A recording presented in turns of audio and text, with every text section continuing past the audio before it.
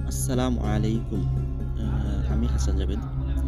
আজকে আমি একটি ইসলামিক কনফারেন্সে আসলাম। যেটাকে আমরা সাধারণত ওয়াজ অথবা মাহফিল বলে থাকি, যেটাই বলি না কেন। এটা হলো সালাফি ইসলামিক কনফারেন্স। এরকম ইসলামিক কনফারেন্সে সালাফি ইসলামিক কনফারেন্সে আমি প্রথম আসলাম। আমার অভিজ্ঞতাগুলো আপনাদের সঙ্গে শেয়ার করব। এটা হাজীগঞ্জে হয়েছিল। হাজীগঞ্জে বিশাল কোনো বড় আয়োজন নিয়ে না, খুবই ছোট আয়োজন নিয়ে।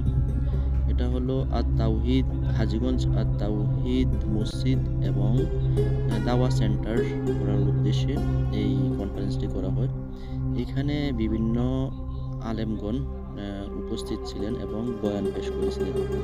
এটা শুরু হয়েছিল বিকাল 4:30 থেকে, আসরের পর থেকে, এবং শেষ হবে রাত্রে 10টার দিকে। আমি সবচেয়ে প্রথমে যেটা বলবো সেটা হলো এদের সময়ের প্রতি খুবই গুরুত্ব ছিল। অন্যান্য জায়গায় সাধারণত একজন বক্তা বয়ান করা শুরু করলে শেষই হয় না, ঘন্টার পর ঘন্টা বয়ান করতে থাকে, কিন্তু এদের সময় বেঁধে দেওয়া ছিল। সেই সময়ের মধ্যে এরা বয়ান শেষ করেছে।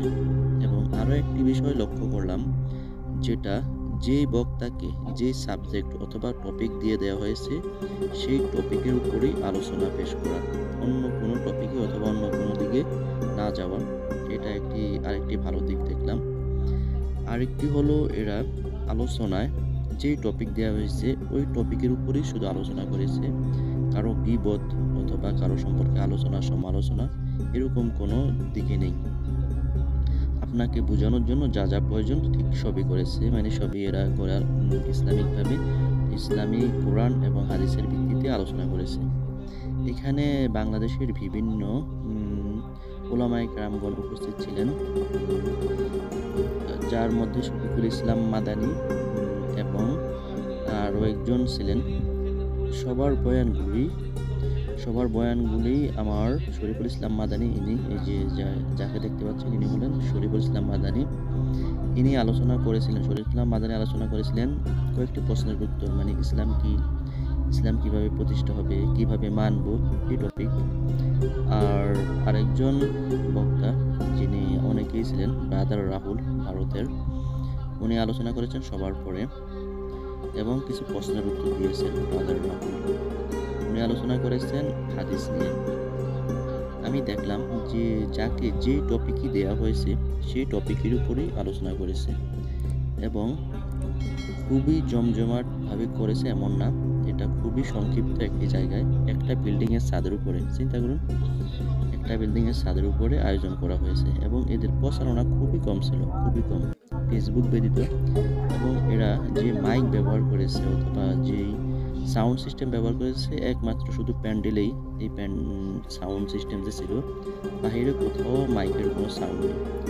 যেমন আমি যখন এখানে আসি অনেককে জিজ্ঞাসা করে করে আসতে হয়েছে, কারণ হলো গিয়ে বাহিরে মাইক না থাকার কারণে এখানে আসতে একটু সমস্যা হয়েছিল, জিজ্ঞাসা করে করে আসতে হয়েছে। অন্যান্য জায়গায় সাধারণত সাউন্ড বাহিরে অনেক দূর দূরান্ত পর্যন্ত দেওয়া হয়, যেটা নিয়ে বিভিন্ন জনের বিভিন্ন রকমের মন্তব্য থাকে অথবা বিভিন্ন রকমের সমালোচনা থাকে। যেমন কয়েকদিন আগে একটি ঘটনা আপনি দেখেছেন, রাত্রে 2:30 বাজে একটা মহিলা, একটি মেয়ে, একটি ওয়াজ মাহফিলে এসে কি জন্য এত জোরে জোরে মাইক দিয়ে পুরো এলাকায় মাইকিং করে সাউন্ড করেছে, এটা নিয়ে একটু করেছে। ওনার ঠিকই ছিল, ওনার যেই মহিলা এটা নিয়ে করেছিল। স্বাভাবিক, আপনি যেখানে আলোচনা করবেন সেখানে প্যান্ডেলটুকুই আপনার সাউন্ড সিস্টেম রাখা দরকার, অতিরিক্ত কোনো প্রয়োজন নেই। যারা আপনার আলোচনা শুনবে তারা প্যান্ডেলে এসে শুনবে, অথবা বর্তমানে অনলাইন সিস্টেম আছে, ফেসবুক লাইভ, ইউটিউব লাইভে আপনি দিয়ে দিতে পারেন, সেখানে বসে বসে শুনতে পারে।